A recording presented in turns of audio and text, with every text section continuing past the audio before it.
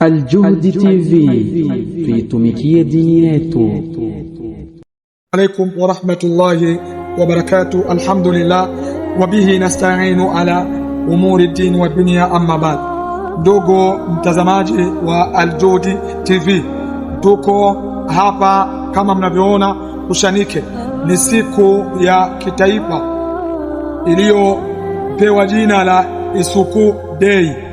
Kama mnavyoona, kwa kweli waheshimiwa mbalimbali walikuja kuungana na Waislamu kuja kufanya usafi katika mkoa wetu wa Bujumbura Pana, mkoa mzuri, mkoa ambao mnaujua heri zao na mazuri yao.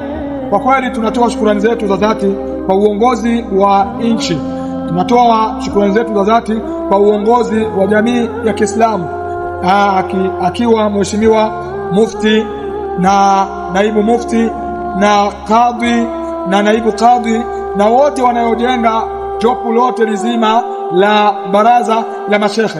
Walikuja maimamu mbalimbali na mashirika mbalimbali, wote walikuja kuungana kwenye hii Isuku Day na kufahamisha kuwa hii harakati itakuwa inafanyika mwisho wa mwezi wa Shaabani, bimaana kila Shaabani, bimaana mwaka kesho tutarudi tena kwenye Isuku Day, mwisho wa mwezi au Ijumaa ya mwisho wa mwezi wa Shaabani.